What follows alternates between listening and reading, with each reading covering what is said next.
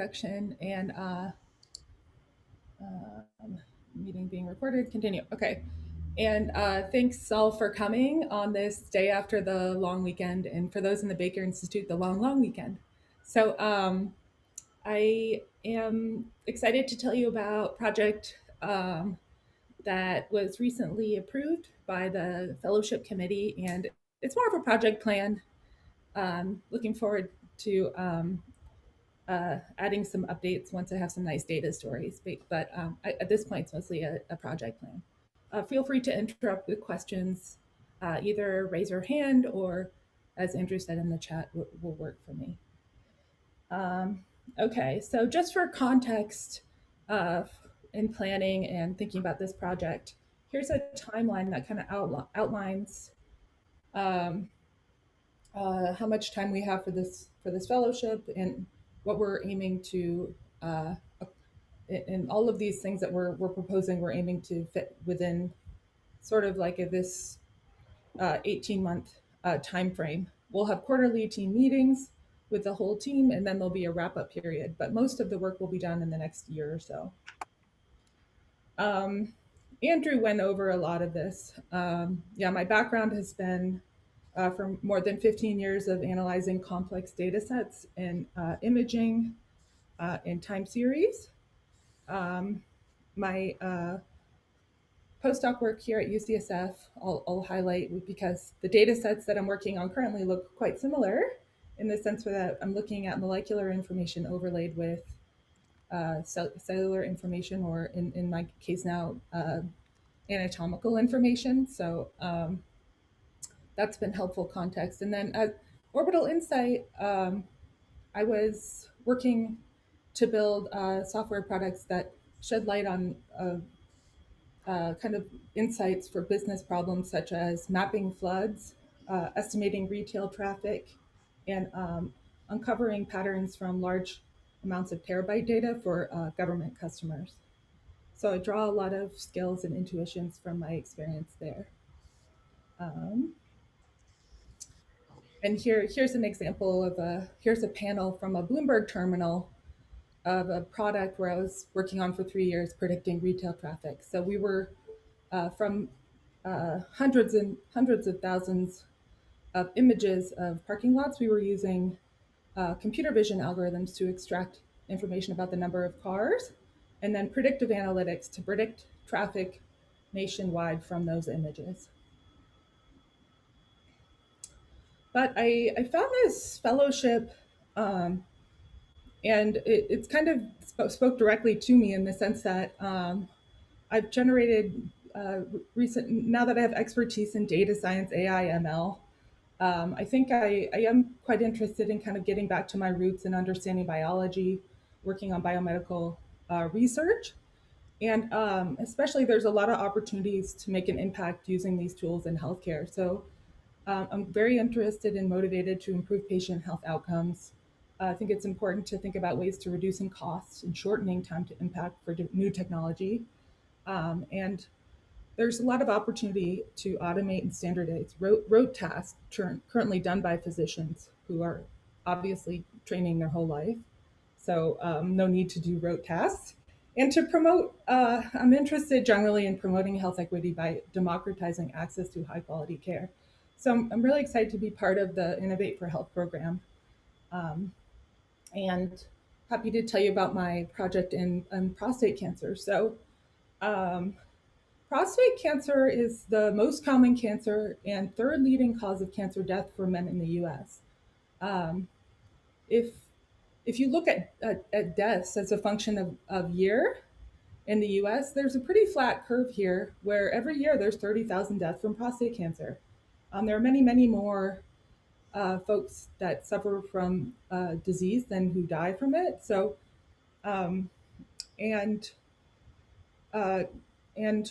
okay, so treatment options for prostate cancer include surgery, radiation, chemotherapy, and hormone therapy. Each of these has adverse effects, including urinary and sexual dysfunction. And most patients have indolent disease and should delay treatment. But patients with aggressive or metastatic prostate cancer have better outcomes when treated early. I also recently read that the 5 year outlook for primary prostate cancer patients is a 99% survival rate, and the 5 year survival rate for those with metastatic cancer is more like 29%. So, risk stratification is very important in identifying patients with like kind of metastatic disease is very important, especially in the context of the adverse effects and this big distinction in terms of outcomes and risk for those who have primary disease versus advanced disease. So currently, risk stratification is based on uh, monitoring levels of prostate specific antigen. It's a blood test, also biopsy results, multiparametric MRI and or CT imaging. But in the past 5 or so years, there's been an uptick in interest in the usage of genetic biomarkers and 3D molecular imaging or positron emission tomography. So that brings us to gallium PSMA 11 PET. So the FDA granted approval very recently in December 2020 for the usage of gallium PSMA PET, which is a radio tracer that binds specifically to proteins overexpressed on prostate cancer cells. And in particular, the protein is expressed on aggressive prostate tumor cells. And right here is a panel of images. On the right is a is an image of a male pelvis in CT, so an axial view. And then on the left, there's the CT image with the gallium PSMA PET image overlaid. So what you're seeing here are these blobs, the yellowish and orange blobs. Those are the distribution of the PSMA in the um, uh, in the in the context of that um, of this patient. And so what you can see here is within the prostate itself, this is the prostate, and there's a big accumulation of this radio tracer that corresponds to the location of a primary tumor, which for this patient was verified via biopsy.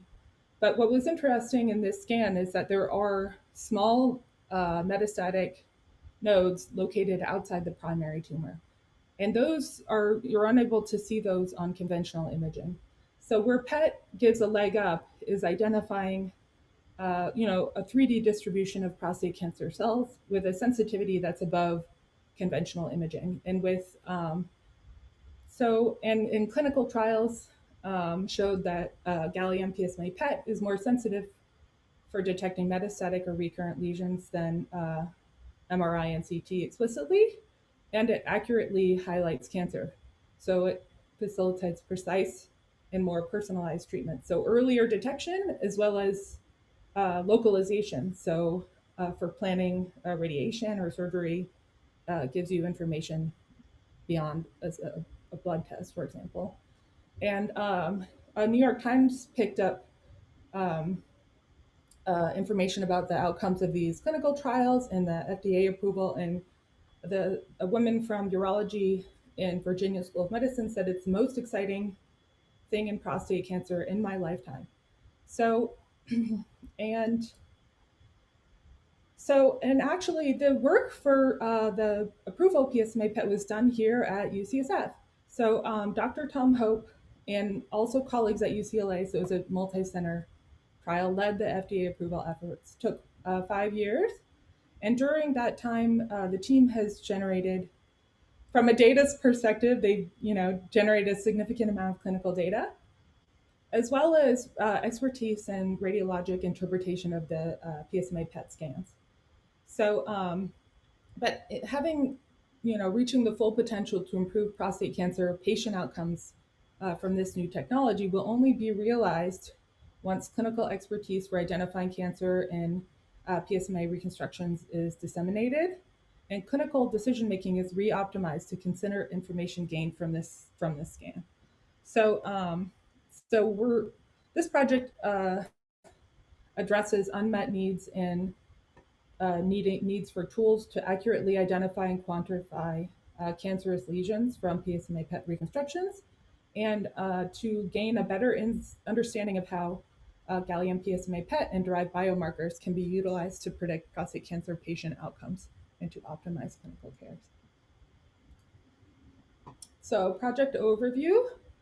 So, there have been around 2,000 UCSF patients who have come in uh, for imaging, who also have clinical data. So what we will do, so the project is split up into three aims. So aim one is to develop tools to identify and quantify cancerous lesions from PSMA PET CT MR scans. So the output here would be a report, so taking the image and generating a structured data that reports cancer volumes, locations, uh, and radio tracer uptake. Aim two is to merge the PET report with clinical outcomes data. And then aim three is to mine all that structured data with the overall goal of improving clinical care.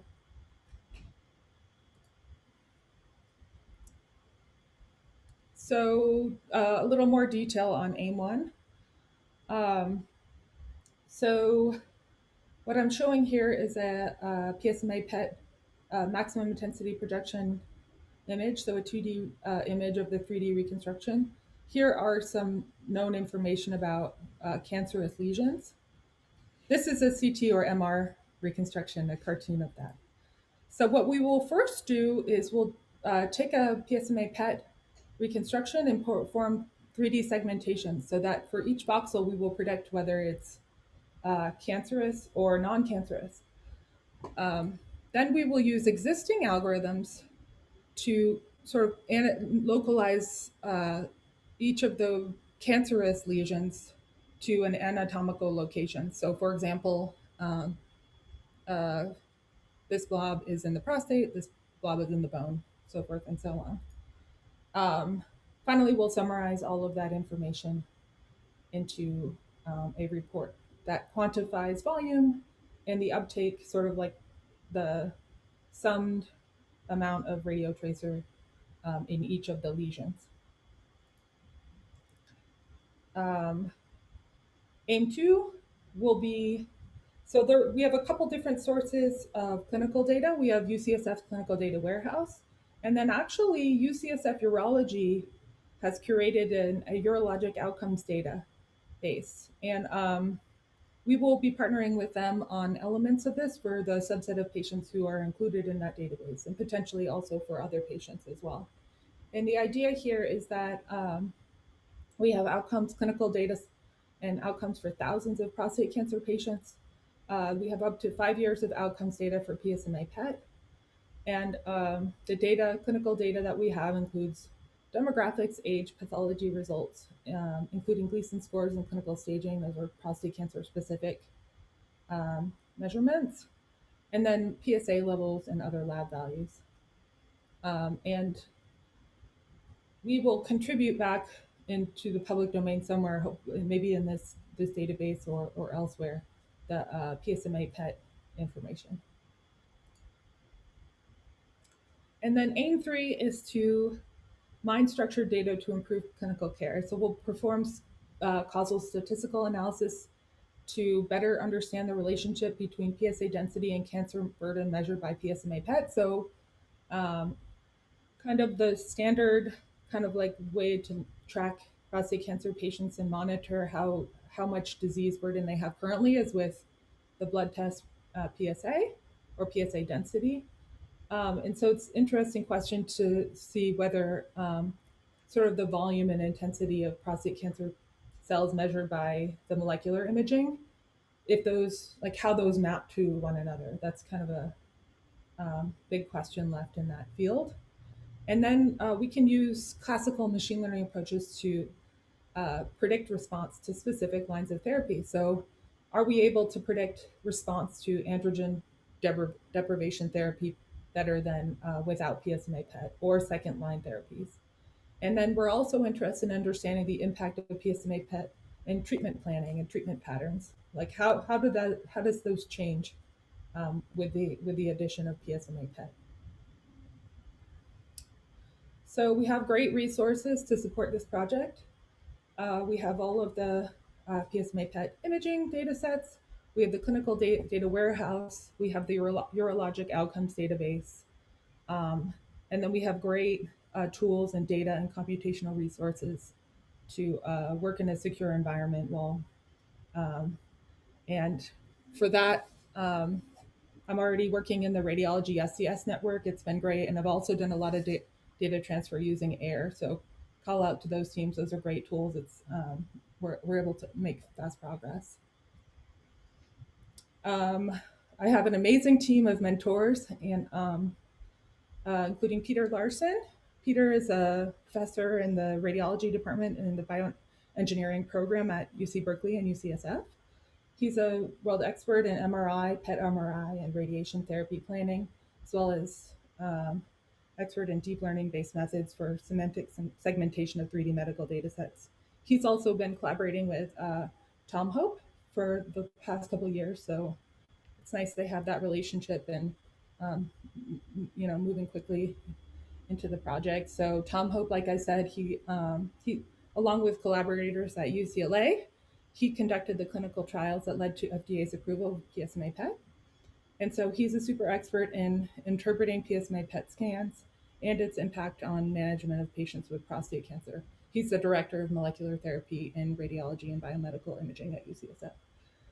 Jose Zamioloa, he's a senior data scientist at Janssen. So he's been looking at a lot of real world evidence and a lot of EHR data and other data to understand treatment planning patterns and this background in quantitative computational biology and real world risk assessment is invaluable for the team.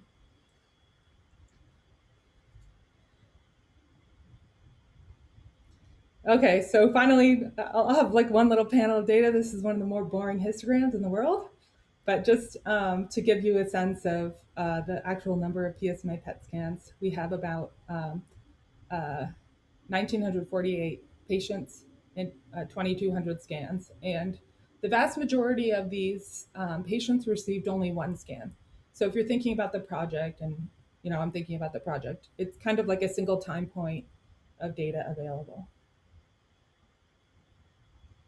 Um, yeah, and just doing some basic sanity checking of the clinical data. The patient population is male. Males suffer from prostate cancer, and then the typical kind of median age is around 75 years old. There's quite a bit of follow-up data. These histograms show the time between first and last encounter, so we're able to have hope that we can derive predictions. And then uh, there's a range of kind of like how severe uh, prostate cancer each of these patients have. So in terms of like, are they all, did all of the uh, patients who were imaged, did they all have, primary prostate cancer? That would limit the questions we were able to ask about outcomes. So this just here is a simple query against the de-identified data warehouse for this PSMA PET cohort to show that, there's hundreds of patients that have had advanced disease and from which we can assess outcomes and uh, uh, make predictions. There's also been a lot of different medications that have been used for these patients. So feasibility. So as I mentioned, there's been collaborative work in Professors Larson and Hope's lab that will provide technical foundation for the project. It's a pretty quick timeline, so it's been really helpful to have conversations with the Larson lab folks. Um, the AI methods for interpretation of medical images have had a lot of success, including there's a recent preprint out of Europe showing not exactly similar to this work, but it's sort of automated segmentation of PSMA PET for a specific use case, showed strong performance, so that's encouraging. We are able to use algorithms existing algorithms to segment bones and other organs, and preliminary analysis of using another algorithm off the shelf for this looks promising. Here's some example slices with segmentation of bone and liver and kidney and so forth and so on. And then again, the kind of sanity checks and the patient cohort sizes are promising. I think it's important. I think at Innovate for Health, they like to think about translational impact and how we can really scale and think for the future in having a clinical impact. And so I just wanted to outline that, we plan to uh, enable future research beyond this work by contributing any quantitative pet information to some kind of public database. Um, and eventually, these AI tools could be built into software products available in clinical settings. I think they could be used to standardize interpretation of PSMA PET, minimize inter-observer variability, and save radiologist time and tedious segmentation tasks. However, we're not, for this project, we're not scoping any deployment because this would require clinical trials, paperwork, et cetera. But it's important to think ahead, and if there's anything we can do to enable that downstream, I'm happy to take that into consideration. Here are some references. And finally, thank you to all of the folks who have helped shape this project, including the I4H co-directors, Andrew, Jan, for keeping us all on track and being a super expert in everything UCSF, the Information Commons team, the Joint Steering Committee, my advisory committee and mentors, of course, folks from the Larson Lab who have been super helpful in getting up to speed, and then the other I4H fellows. And that's my last slide. Great. Thank you very much, Dr. Smith, for a great presentation. I'm sure people really appreciated the preliminary slides. We have a couple minutes for questions, comments, or even suggestions for Dr. Smith as she embarks on her project at this project plan stage. Questions? Feel free to unmute or write in the chat.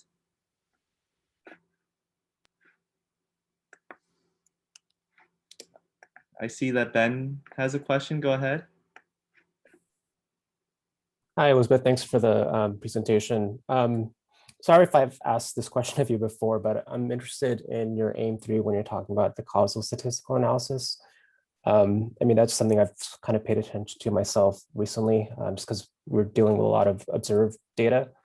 My question is, what kind of statistical approaches are you thinking of using? And what kind of variables are you thinking about controlling for versus excluding to prevent things like spurious correlations? Yeah, that's a great question, Ben. And I think we've thought about, especially with Jose, I've had conversations with him about this kind of question. And the real answer, it depends on how much data we have. And so, because I think one idea would be to try to match samples. So like if you're comparing outcomes for, line of therapy A, you don't want to be confounding outcome. Like you want to be able to, like if all of the young, really healthy people were in one group and all of the old with lots of comorbidities were in another group, you wouldn't want to be comparing those two groups. So being able to identify like potential confounding factors and then control for that is one approach. Another approach is to try to kind of have like a scoring for all of these different potential factors and only control the kind of like the sum of the two scores or something like that. But it will depend on the details. And I'm happy to, so I'll punt on your question on some level and say it will depend on the exact cohorts and the numbers. Okay, thank you. Any other questions or comments for Dr. Smith?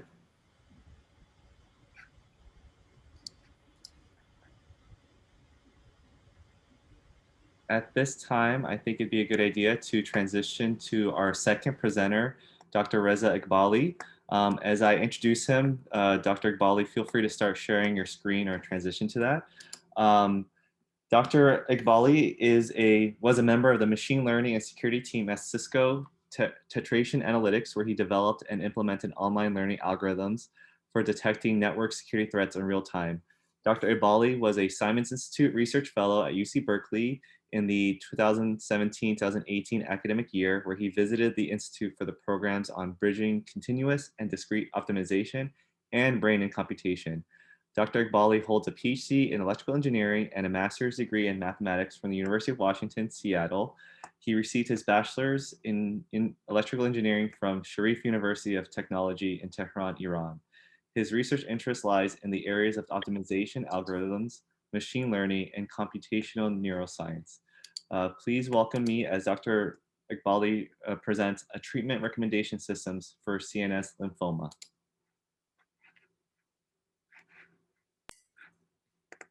All right.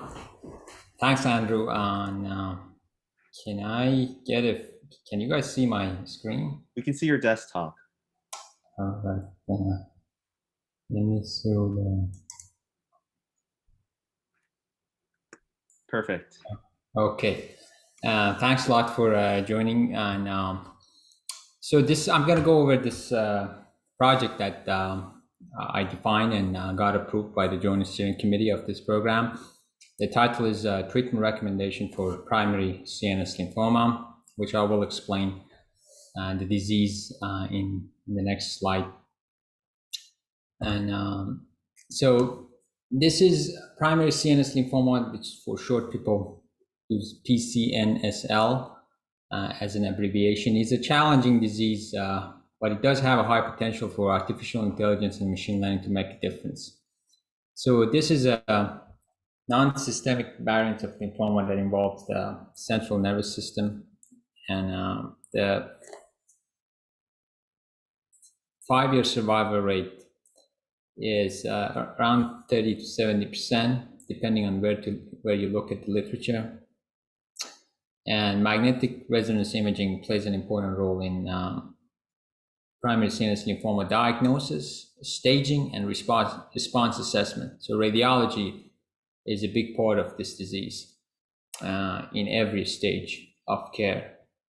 In terms of treatment, kind of semi-standardized induction therapy, which is the initial treatment that these patients get, is chemotherapy with an agent known as methotrexate, and which is usually is not alone. It's used with a combination of 2 other agents, rituximab and temozolomide. And then once they're done with the induction therapy, they usually put the patient on some form of consolidation or maintenance therapy to make sure that there's no relapse. And now, what is the current need? So there are a few significant areas that we can see improvement. One is that, CNS lymphoma, in comparison to other brain tumors, it has a much better survival rate. Most importantly, because it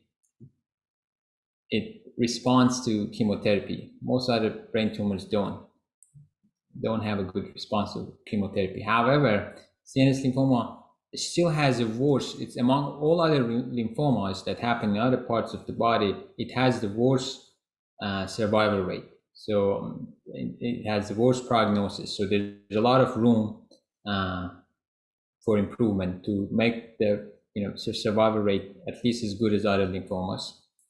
The other issue is that because it's not a very common disease, there are not that many people around the world that are highly specialized in treating CNS lymphoma. There's quite a bit of gap between the outcome, not just between academic and community care setting, but also between various academic institutions, depending on how good that institution is and how many specialized experts who treats CNS lymphoma are in that institution.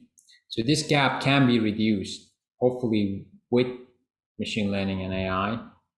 And the other issue is that there's quite a bit of subjective variability in treatment, especially for consolidation and maintenance therapy, and which, as it can basically negatively impact the prognosis. And this also requires, with analytical models and with machine learning, one can hope to reduce the subjective variability in treatment. So a team that we have assembled here, it's basically creme de la creme of industry and academia that all have expertise related to this project. So Dr. Andreas Rosschecker, who actually this project came about when I had a discussion with him, and who's a neuroradiologist and is a practicing neuroradiologist who also does a lot of research, especially in the application of machine learning for neuroradiology. Dr. Rubenstein, who's a hematologist, oncologist, and whose expertise is actually CNS lymphoma. And he's practicing doctor, and he also very much involved in research in that domain. Dr. Chunlei Liu, who's an associate professor in X or ECS at UC Berkeley, whose research is actually focused on MRI, especially brain MRI, structural brain MRI, and functional brain MRI, and he comes with quite a bit of expertise in that domain. And last but not least, Joe Greshak, who's Vice President of Oncology Data Science at Janssen. And he has a lot of expertise and experience working with data science in the oncology domain. Now, in this project, we kind of have three separate aims, and I'm going to go through these aims. The first one is kind of focused and geared towards a radiologist that is treating these patients and reading their brain scans. And the second two are geared towards an oncologist that is treating the patients. So in the first goal, we want to basically be able to help the radiologist by evaluating and to some extent developing automated machine learning based tools that can assess the tumor response in these patients. And as I mentioned, if you remember in the first slide, MRI plays a big role in making that assessment. And the good thing is that even though this is a rare disease and modern machine learning, deep learning based methods are very data hungry, so they may not apply directly to that, there's quite a few pre-trained models in Dr. Roschek's lab that are trained on a whole array of disease and lesions and tumors in the brain that we can take advantage of. And we don't have to reinvent the wheel here, which is it's a key to basically be able to apply machine learning to rare diseases for which there's not much data. And now the second aim is basically geared toward an oncologist who is treating these patients, and we want to be able to identify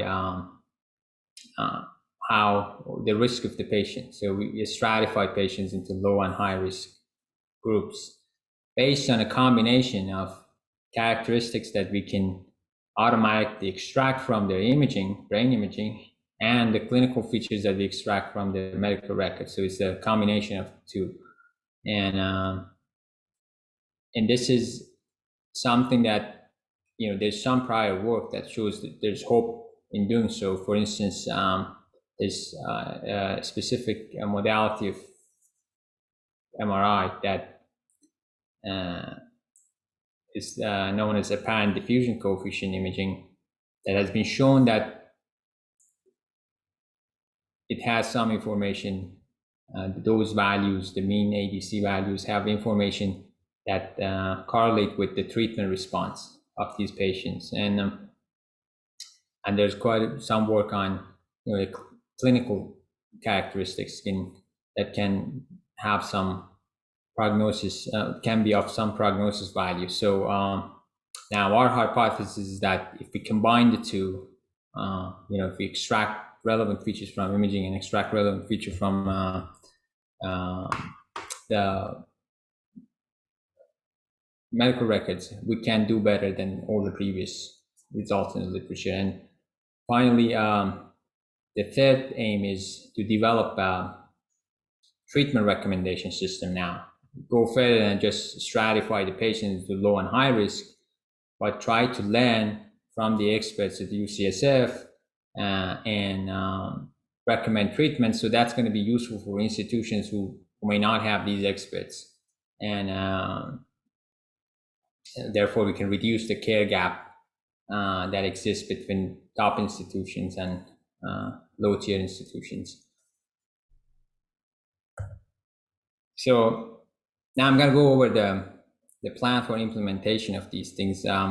So in terms of the first goal, which is automated radiographic progression, so the simplest thing you can do is to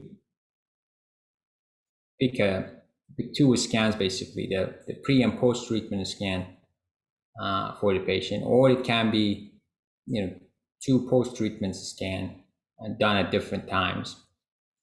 And so on one side, we can have, we are planning to have radiologists actually manually segment the tumors. And so that's going to be some training data for us. On the other side, we're going to use some pre-processing and then feed these images to various UNet structures, which is a neural net deep learning structure that's been very successful in segmentation of tumors. And but it's not been trained specifically on CNS lymphoma.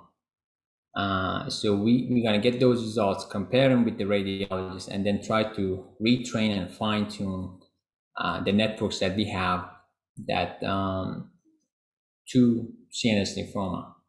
And then after we do that, we can go one step further, and then if we have time to actually train a network that kind of takes these. So right now the plan is to apply this network to the pre-treatment scan and then the post-treatment scan, and then compare and contrast and compare the progression. But one can also come up with a network that takes multiple scans at the same time and automatically generates a volumetric progression report around the tumor. And so that's going to be next step after this. In terms of the second goal, which is patient stratification, it's this is now a combination of imaging and medical record is not 100% imaging. So we're going to extract various information from patients' medical records, like age, ambulatory status, their lab values, the immune status, and concatenate those things basically with various features we extracted from the tumor after the imaging corresponding to the tumor, including the total lesion volume, the brain parts involved, and the intensity of the signal in various modalities of MRI or pulse sequences that are usually run for these patients. And now this can be fed to either a parametric model or a non-parametric model to try to predict something like a survival function or some simpler binary classification like a 5-year survival, 2-year survival. And also another thing that here can be predicted is that how well the patient will respond to induction therapy. In that case, the target is based on what we read from radiology reports. So if the radiology report says that the patient is responding, then that would be that would give us the label. And then we have quite a whole array of methods in front of us to do these things. We can on the parametric side, we can do what's known as the simplest thing is Cox regression. We can do logistic regression or multi-layer neural network if we want to do a simple binary 5-year survival prediction. And but if we want to stay interpretable and we want to use a method that's very applicable to this type of data, and the best way to do it is to use a survival tree or an optimal survival tree, which is a new advanced version of these trees, because they'll give you a very interpretable method. And for the third aim, I mean the flow is pretty similar. Now the difference is that we want to recommend treatments in the maintenance and in consolidation phase, so past the induction therapy, because as I said, induction therapy is pretty standard for these patients.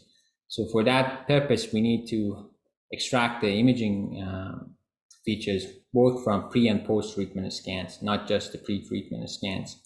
And then they're going to be fed to either a multi-layer neural network, it's a multi-class classifier, or we can do again optimal decision tree, which will give us an interpretable method and try to predict and learn what the UCSF doctors did, and try to replicate them basically, both in terms of whether the patient needs maintenance therapy or not, and for consolidation therapy, what choice of consolidation therapy was chosen for that patient. And in terms of resources that we want to take advantage of, so in the EHR data is coming from the DID clinical data warehouse at UCSF. And so I started using their Spark servers, and in information commons that had some issues and tables missing and limited hours and so forth. So I kind of switched to this CQL server. So there I was able to identify 600 patients. And on the imaging side, we were able to identify around the same number of patients and around 2,400 MRI reports, and downloaded, and I did some pre-processing on those imaging as well. And at some point along the way, hopefully soon, we have to map these de-identified data to the identified one, because the imaging should be matched with the medical records. And hopefully, as I said, we don't have to reinvent the wheel. In Dr. Roschiker's lab, there's quite a few tools available for us to do the pre-processing, read the .com images, turn them into NIfTY, which is a more easier format to work with, detect the modality, do what's known as skull stripping, and use pre-trained networks to do the segmentation and do feature extraction. And as I said, these pre-trained networks then are going to be fine-tuned for CNS lymphoma. And later on, we can train a specific network that actually takes in a sequence of imaging and tries to automatically actually tell you about the progression. And we can also take advantage of, near the end of the project, we can take advantage of the clinical deployment workflow that exists in CIS², Center for Intelligent Imaging at UCSF, which they use NVIDIA Clara and XNAT and so forth to actually deploy whatever model they develop. And I'll show you a couple of preliminary results now. This is the demographic of the cohort that we found by searching over diagnosis codes. And as you see, it's this page, the codes usually older adults, and so it's pretty rare in young people. And now I also did a few simple analysis on the survival. So what I'm showing you is known as Kaplan-Meier survival rate. So what happens is that in each of these plots, I kind of break down the cohort based on a specific criteria, and then contrast and compare their survival probability. So on the left, you see female versus male, females, and then in the y-axis, the survival probability, and then x-axis is time since first diagnosis. How many years are passed since this patient was first diagnosed, at least based on UCSF records. And as you see, survival is better in female versus male, which is not shocking. That's almost the case in any disease. And on the right, I'm looking at people who were less than 65 years old at the time of diagnosis versus people who were older. And as you see, not shockingly, the younger people who were younger than 65, they had a better survival. And I have two other of these plots based on two other criteria. On the left, I have divided the cohort based on a specific lab value, which is known as CSF protein level. So this is a cerebrospinal fluid protein. So it has a normal range, but sometimes it can go higher than that, especially if there's a tumor, there's some lesion in the nervous system. So for patients whose CSF protein levels are below the higher end of the normal range, which is 60 milligram per deciliter, again, survival is better than the ones who have higher than normal protein in their cerebrospinal fluid. And on the right also, I'm charting, I'm contrasting immunodeficient versus immunocompetent. So one group of people that are at risk for CNS lymphoma are immunodeficient individuals, for instance, people who have AIDS. And this shows that there's a little bit of difference in terms of whether a person was immunodeficient before their diagnosis or not, in terms of the survival. And here I'm actually using these 4 features. So these are just, I'm going to add to these features as I'm, getting deeper and deeper into the medical records. But just given that I had these 4 features, I said, just let's train a specific model known as Cox regression model, which tries to predict the hazard function from which then you can extract the survival function of these patients. It's a simple linear regression, basically. It's a semi-parametric model. And after I fitted the model, I got a C index, which is the equivalent of area under the curve for survival analysis, of 0.59. So anything of 0.5 is basically chance. So anything above 0.5 is better than chance.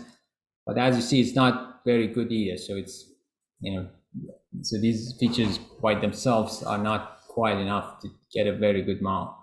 It's just better, a little bit better than chance. And then here I'm actually ordering these features based on how important they were in making decisions. So the model coefficient was higher for age at the time of diagnosis, then immunodeficiency status, then gender or sex, and then finally CSF protein levels. And I actually calculated test scores on single features to see, again, if I take the single features, what's going to be the test score if I fit to every single of these features. And not surprisingly, age, which had a higher model coefficient, also had a better test score, and the rest of them followed. And on the imaging side, I ran quite a few of these scans into the pipelines that Dr. Rostricker and his lab developed. And this is just one example of this specific pulse sequence known as FLAIR, which is very useful, very important for all the stages of treatment of CNS lymphoma. And you see quite a few, we automatically detect quite a few lesions. And then for each lesion, we can have all types of features extracted that I'm summarizing, for 2 of the lesions here, the relative flare signal, the enhancement, and reading from another pulse sequence known as T1 post, the volume, what percentage of lesion is on the right hemisphere, what percentage is in the left hemisphere, and so forth. And so my implementation plan is basically around these three aims, and they're going to be going parallel mostly, because on the radiology side, I can work on images, and on the patient stratification side, I can work on the medical records in parallel, and at some point join these two. And finally, next year, I'm planning to work on the treatment recommendation part of things, which can take quite a few months. And in the last couple of months of this fellowship, I'm hoping to actually try to do a demo of clinical deployment of both the radiology side and the oncology side of the aims.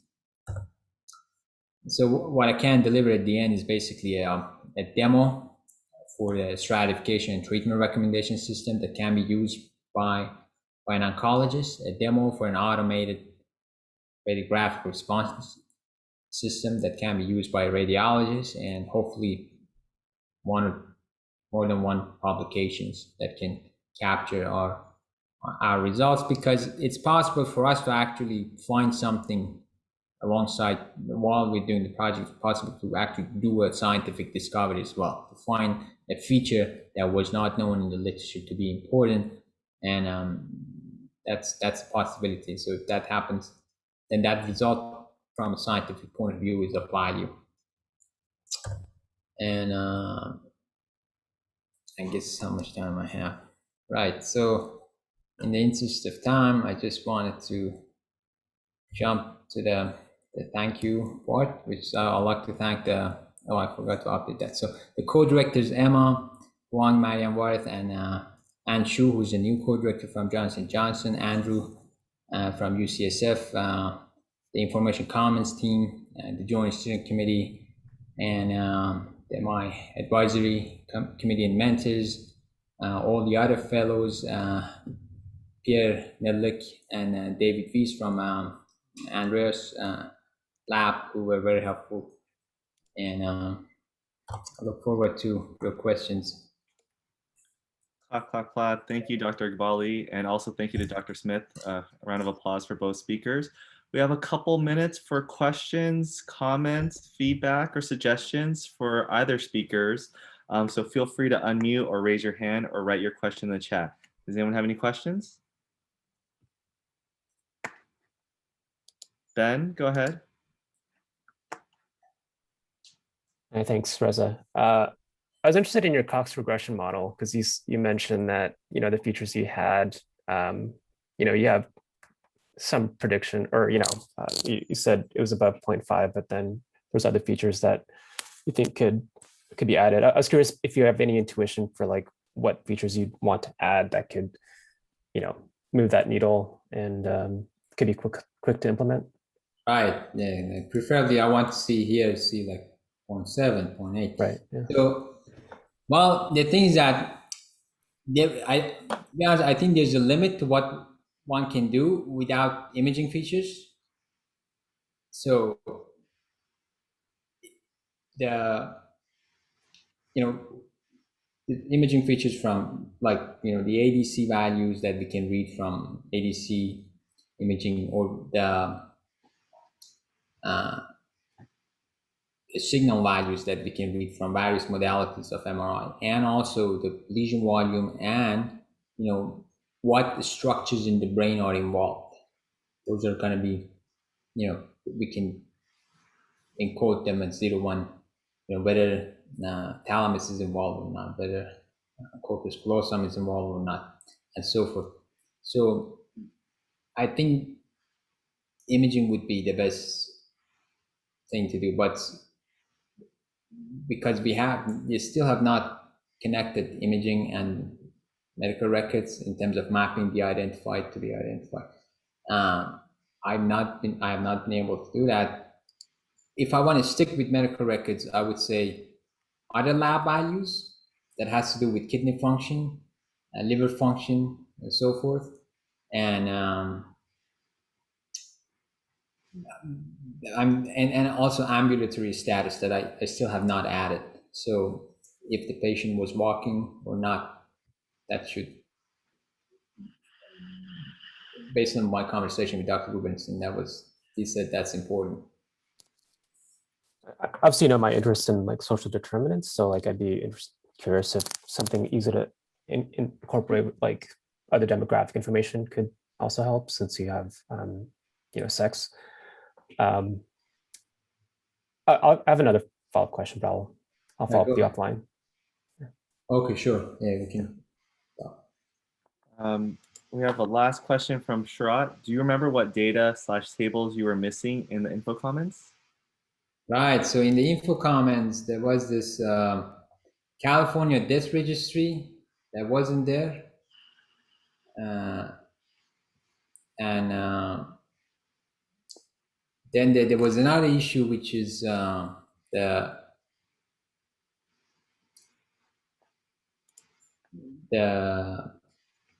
patient IDs did not match between.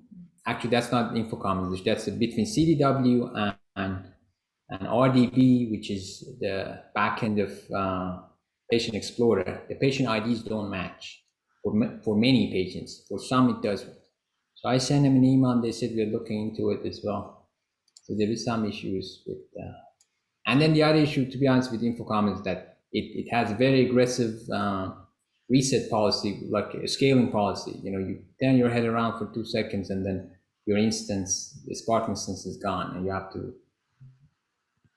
rerun everything. So I just gave up on info comments. I just I had a discussion with Elizabeth and decided to use CQSL. Thank you for those notes, Dr. Eghbali. Well, it's 1:31. With that, I want to let everyone go, and I'd like to thank one last time our speakers, Dr. Eghbali and Dr. Smith. Thank you all attendees for coming to the BIDS BCHSI Research Exchange Forum. Take care, everyone.